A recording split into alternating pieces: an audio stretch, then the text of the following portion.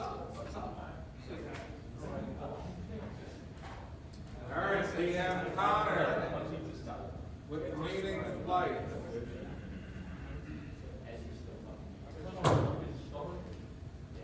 All right, take it away, Connor. All right, my name's Connor, and my impromptu speech was based on what is the meaning of life objectively, especially if we're all going to die. And the way I first went at this, I was trying to come up with an idea of just like, oh, what's the point of living? But as you go along, it kind of seems like there's not, unless you die. There is so much less meaning to life without dying. Because the things that you accomplish when you're alive are what you remember. They're the things that like you enjoy, your family enjoys, and when people are at your funeral, it's what they remember. If you never die, then what's the point of doing something? Anyone can do anything at some point. They just have to train at it long enough.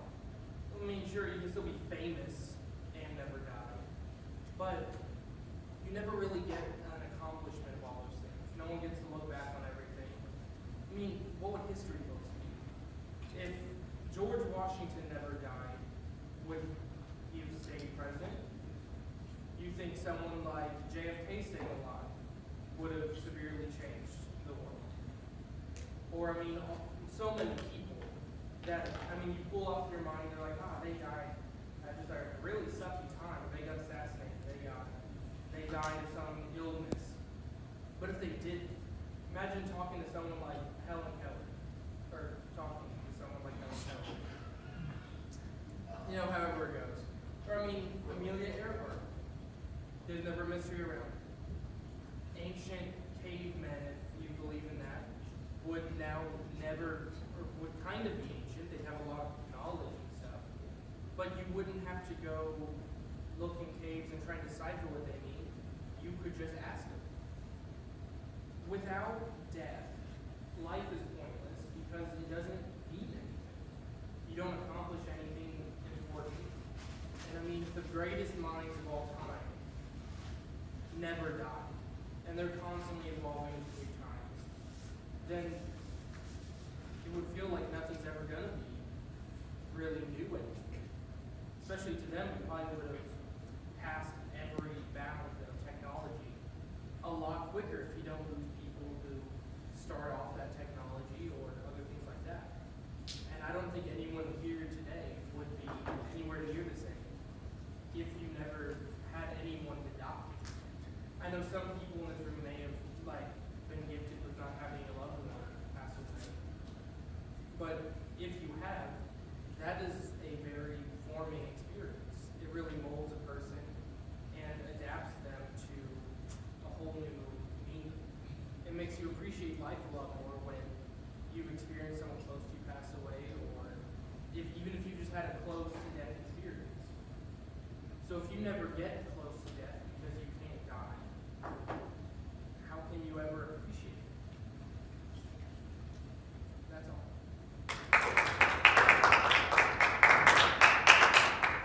All right. Any comments? Anyone have a differing opinion on the meaning of life? So as an extension. Not different, but like I see where he's coming at from his perspective, because if you put it into the perspective of like artists, how their work only appreciates after they die, how like artwork will go for millions of dollars and after the artist is dead, but when the artist is alive, they don't sell for that much, let alone if they sell very often. You know, but once the artist dies, it becomes such a big thing that's like, even in like music, or like any type of artist in the like artist industry, I guess you could say, like they're like when there's music, like actual arts, like painting and stuff, like it never fully appreciates until someone is dead. And it's been said in music before, like so I forget who said it, but they said that they like that people only get recognized when they die, and that's when they're their biggest, because that's when everybody hears about them. So Yeah, and it's something very kind of ominous about, a deceased celebrity or a deceased such and such person, right? Because they no longer can speak to themselves, which gives an air of mystery, right? And the mystery can continue forever, right? You can never get to like facts. You just get to hearsay and crazy stories. We go on YouTube and listen to these people with all these interviews about what they did back in the day. Nobody knows. Right? We listen to it, it's interesting. I don't know. The meaning of life is to live and find meaning. Right? Think about that. Most men, women as well, too. I would say, men have a proclivity to have this innate desire for immortality in some way, to leave something behind for future generations, right? It's like our way of being immortal. But really, you're not conscious. Why does it matter? It doesn't matter after you die, right? You're not going to see it. You're not going to feel it any other time. So maybe the meaning is that there is no meaning other than what you give it meaning, right? And maybe meanings change over time as a continuum. Maybe you're like, hey, you know what, you evolve and now you have a new meaning of life. But once you stop having meaning and purpose, you'll probably begin to slowly die. Right? Human beings in isolation, their neural network regresses, and it tells their cells in their body, we no longer have a purpose, and their cells begin to die. So if you go live in isolation in Montana because you're going off grid or whatever, you're probably shortening your life by a few years, maybe even more. You're meant to have purpose, and most importantly, you're meant to socialize. We're social creatures, right? So, hence, give yourself meaning continuously, right? Evolve and adapt to new meaning over time. New meaning, after meaning. For all you sports individuals, athletes, think about it. One day that body's not gonna catch up to the mind. Right? One day, Father Time will say, you're no longer athletic. You're just gonna observe younger people being athletes. So like at that point, what's gonna be your new meaning? Right now, it's like, hey, sports. But if we really think about it, hey, what's the percentage of people who go pro? NBA, NFL, regular players.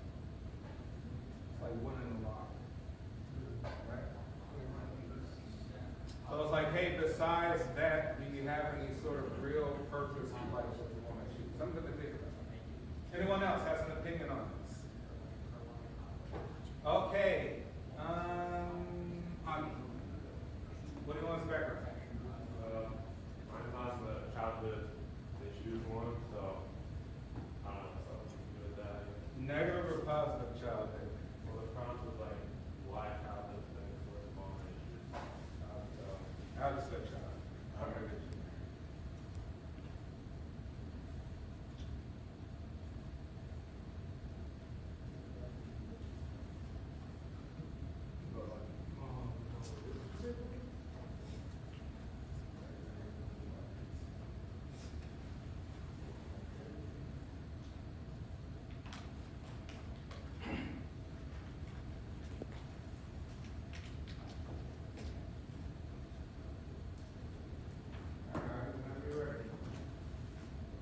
I believe that when we are children, we live with a sort of heightened state of emotions.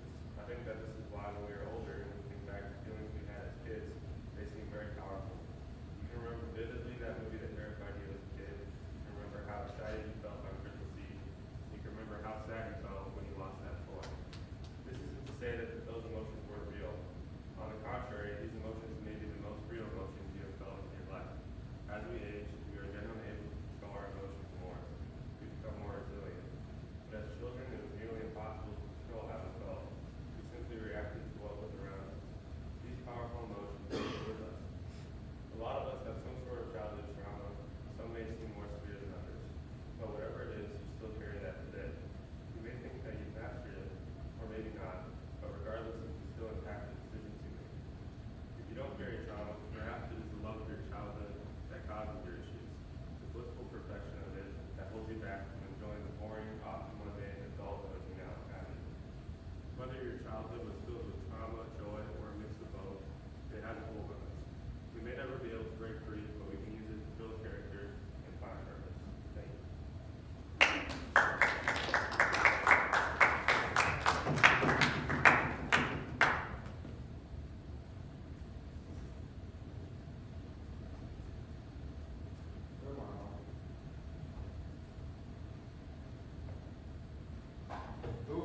thinks that childhood is the source of most of their problems currently?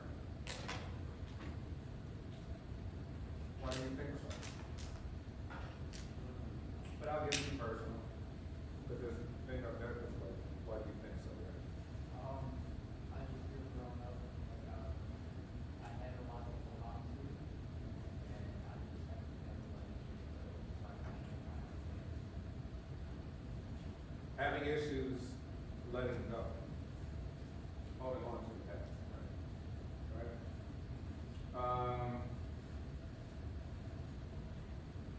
Unhealthy attachment to things that we can't change, right? Past can't be undone. And so it's like, well, maybe there's something else different. And sometimes we think of the fear of the future, thus we focus on the past. Right? We may be questioning our present mindset. Like, can I do this? Am I confident to do this? What am I going to look like in the next few years? And so we just keep looking back. And we wallow, we get depressed, we look around, look at the ceiling. But how do you think you could break free of them? Things that maybe you tried.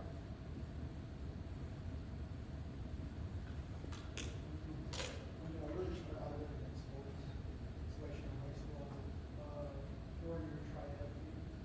So I was just stay busy, kept the schedule. Yeah. I think it's important to stay busy, right? Stay active. But at the same time, remember, things that go into long-term memory are permanent. They're forever, right? But if we go on TikTok and we see 1,000 more TikToks, we're like, oh, do we remember that? No, you forgot it 5 minutes later. You forgot it. Doesn't go no longer, right? Long-term memory is repetition over and over, right? We recall things from like second grade. So anything that you experience as a child usually is long-term memory. Beyond like maybe up to like 3 years ago, 3 years of age, you probably can't think of anything younger than that age. But at some point you have to address it too, right? Because it's there. It's like some sort of boogeyman that just kind of avoid forever. Until really you kind of just force to face it in some way. What are we gonna say here? I was just gonna say more literal since my ankle got hurt because of a previous injury that I had taken when I was a kid, so it is literally the source of all my problems. Yeah, okay, so literally, like physically, right? Anyone else? Oh, yeah.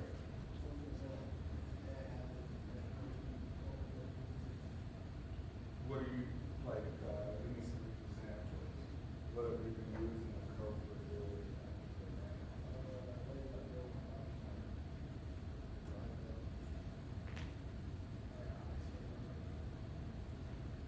It's common, that's what men do.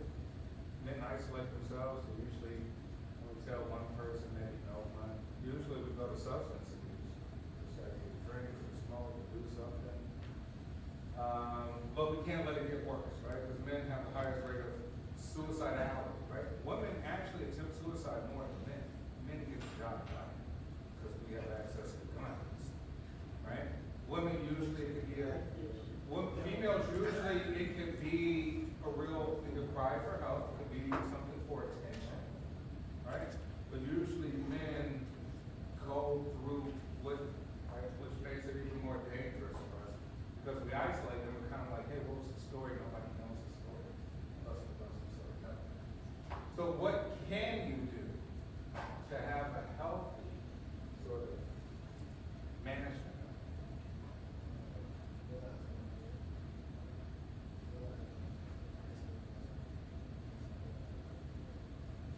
Yeah. Be conscious of your thoughts and conscious of your actions. Like what we call kind of meta thinking. Think about thinking. Right? You're like, why do I think this? Why? Ruminating, like thinking of the same stuff over and over. Hey, there's no cure for anything mentally. Right? No cure. It's just management. So when you go to therapy, you talk for years. You're managing until either you transfer it to something else. You're like, hey, I used to have these bad thoughts. I transfer it to some other thoughts, right? We even have it to where you could kind of, people who have like PTSD, like even veterans have something like eye desensitization, like sort of processing, which means literally we'll have them rethink the trauma, but shift their eyes differently than they did the last time.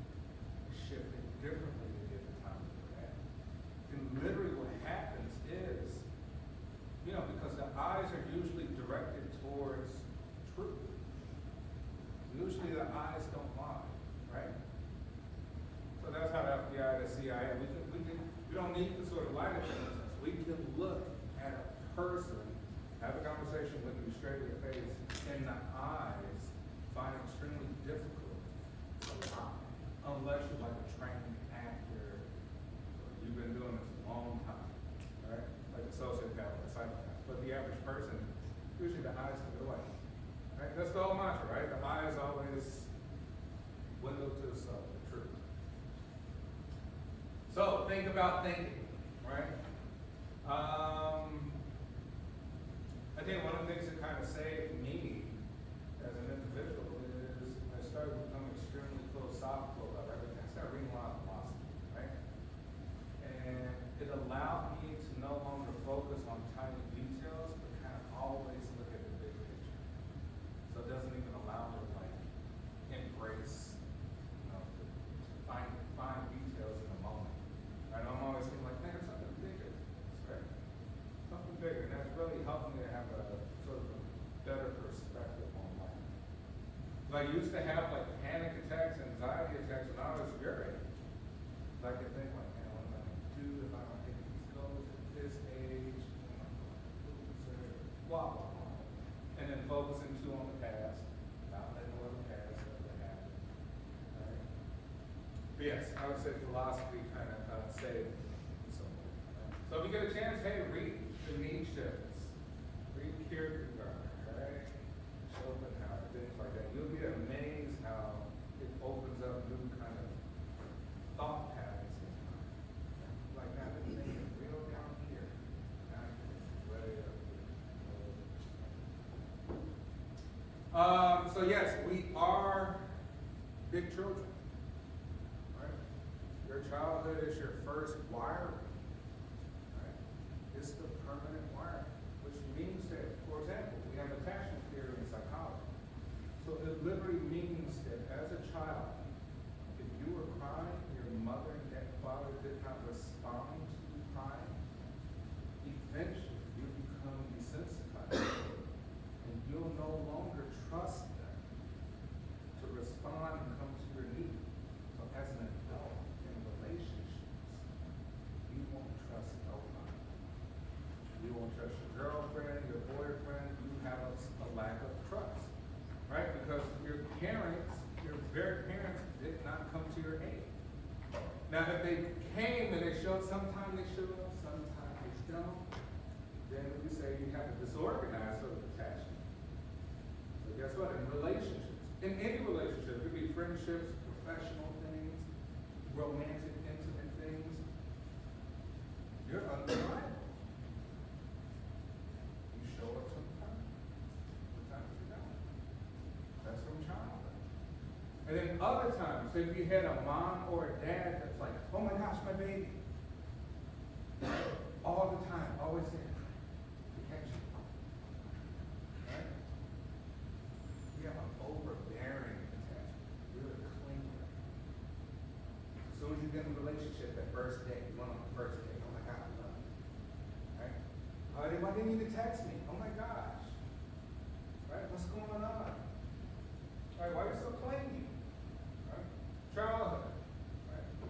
Usually mom, dad, whoever was in the household, you form that sort of behavior. And now it manifests as an adult. So really we are big children. We like to think that things are recent. Like, oh man, this problem's recent. Like, okay, this symptom is recent, but the root of the tree is old. Right? The root is always old. And the behavior is always a pattern. Nothing fresh anymore. Okay. Ready?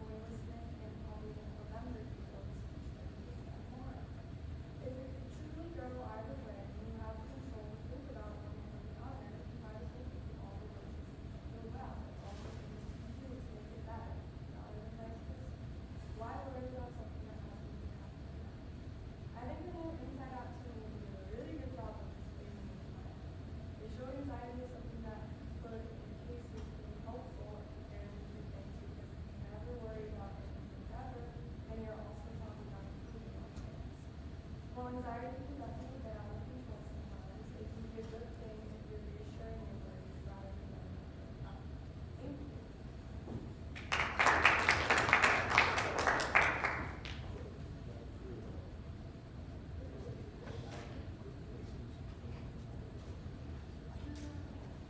All right, anxiety. Who has anxiety? Raise your hand.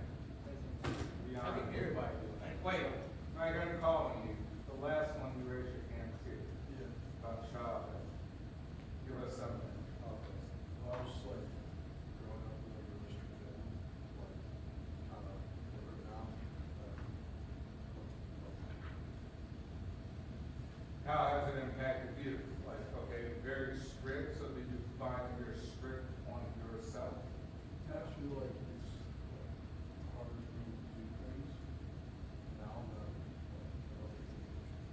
like, charter still for me, because, I should be able to, whatever I want.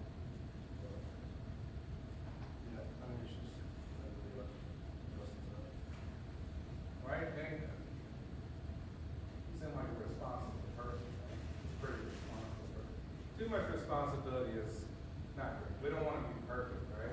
I think, but here's the thing, I do think that parents, because I'm a parent, I got two small kids, and yeah, I kind of place those sorts of things on them. Try to be perfect.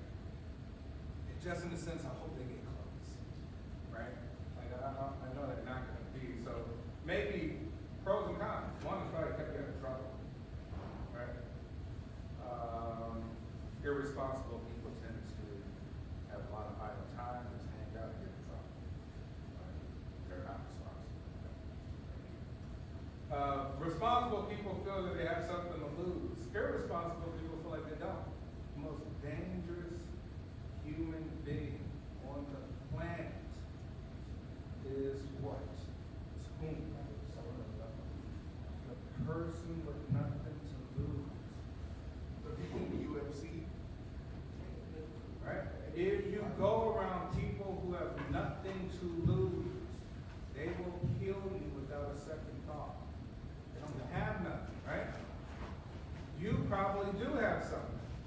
So, right, as me in my 20s, I hung around GDs, high scores, the Kings, Cobra, I mean everybody, the drug dealers, the kingpins, whoever, I didn't care. Now I wasn't gangbanging and drug dealing myself, right? Dad was like involved in Italian mafia stuff, but I wasn't like participating in a lot of things because I had plans for myself. But a lot of my friends who did have nothing to lose did not have good outcomes. They're not around, basically. Right? So it's good to be taught responsibility, but to a degree. Remember, the good life, the sweet life is the means in between, never on the tree. The sweet life is in between. Right? Everything in between. You have anxiety because you're way over here, you're not in the middle. You're thinking about crazy stuff in your mind. All right, so anxiety. I saw some hands. Who has anxiety? Brenda, about? Or express what anxiety is to you. Like, what's the sense of feelings and thoughts? I feel like some people, but I don't be taking you serious, bro. See, look, that's what I'm talking about. Like, I feel like, bro, like, I'm like one of the most like educated people here.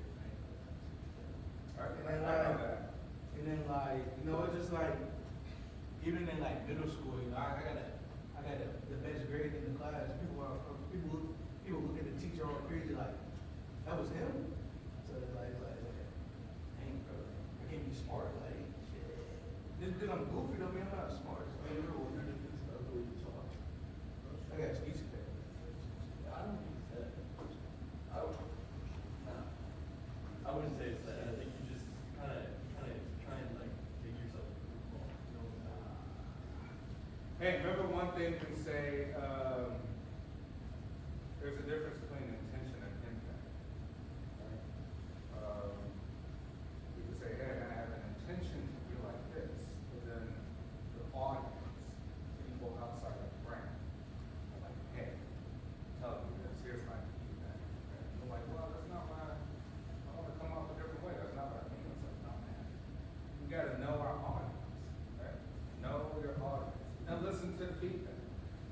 So in some way, you probably have a carefree kind of spirit about yourself, which is not bad. When I was in high school, I barely went to class. I just came as a joke, make fun, roast people, roast the teacher. I just came to class just to get in. But I still got straight A's. But I didn't care. I kind of had a carefree attitude. But then, later in life, it mattered, right? When you're presenting to yourself to important people, like, you either make or break it. You kind of got to change your expressions, right? To the situation, to the environment. So I'm not saying lose yourself. Never do that. Always be authentic, right? It's good to be authentic. Never try to be a fake self. But know when to do it. Right? Context and situation and environment. Right? Be authentic, be yourself, but just switch it up when it needs to. You need to do that. Right? Yeah, outside of me being Professor Ross, yeah, I mean, I still. Yeah. Who else? I saw anxiety. Right here.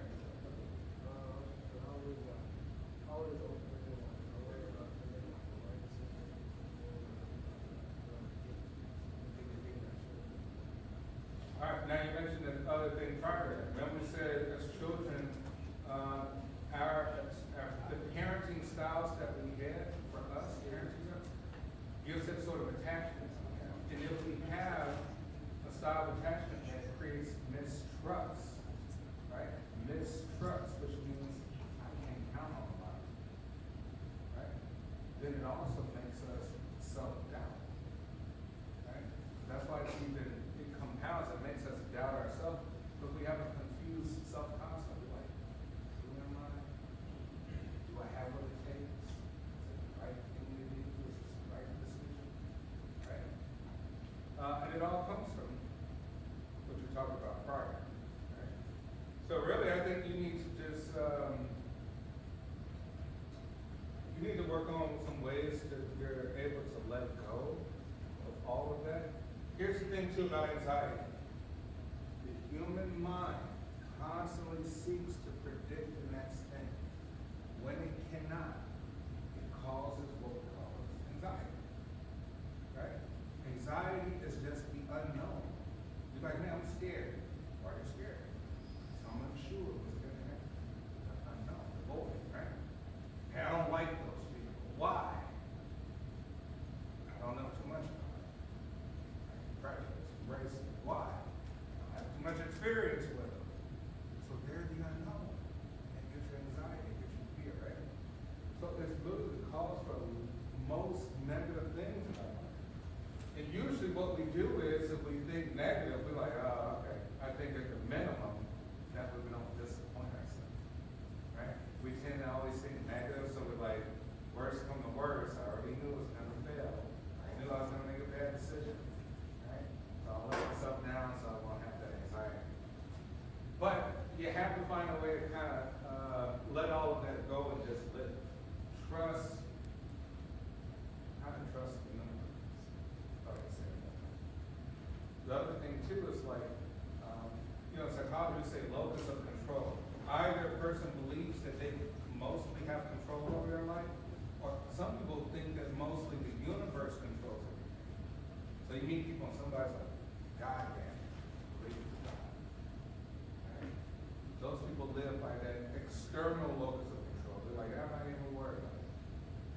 Those people kind of don't have that much anxiety. It's kind of a good mechanism, a good coping mechanism. Because they're kind of like, hey, the universe is going to figure it out. I can't control it. Right? But then other people who are close to them, I got to make the right decision. So that's a lot of weight. And I feel like so many other factors outside that impact every decision. It won't matter. So now you have to change maybe your locus of control to back, you know what? The universe, it's going to happen anyway. Things were going to play out. It was predetermined. It is predetermined. If you look if you are on a star 64 million light years away, you know what you see on planet Earth if you had a telescope? What would you see? Huh? For the first 64 million years back?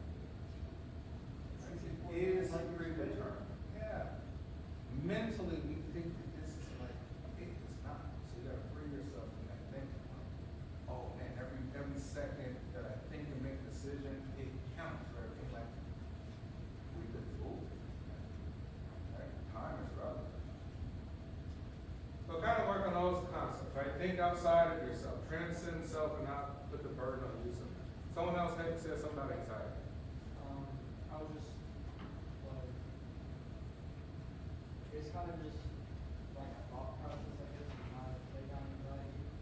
And like, I guess, like it can be physical and mental, or mentally, you start thinking about these like bad situations, or you think of how things can go wrong, or maybe you prepare for the worst, so you never have to be upset with the outcome or something like that. Or even physically by where you get so much pent up anger or so much pent up anxiety that you don't know what to do with it, and you start to crash out at things, and you just start to like kind of I get like lose yourself in the moment, and you become like a whole different person. And like I feel like anxiety is really just like a whole other personality to a person, because it can show like really what their true intentions could be, because it can show like their emotional process, I guess you could say. So like it can show you who they really are and how they really feel in certain situations. Well, thing is, anxiety is something very simple. You work out, you expend energy, right? So anxiety is nothing more than psychic energy, say, mental or psychic. You like energy cannot be destroyed or be created. It can only be what? Transferred. Right? So you say, hey, you occupy yourself with sports, that's the best way to do it. Sometimes people give you a phone call and they have a really bad attitude, like, dude, why you got so much negative energy, right? Negative energy, it's energy. So you have to find ways to release that energy. It's mental energy. If a person like myself left here and talk for 3 hours, it will be equivalent to working out at Export or LA Fitness for like 4 hours. Like you do, you're doing real movement. Right? Mental energy is expended, it's a real thing. Right? Draws up energy from the cells the same way. Anyone else? Anxiety.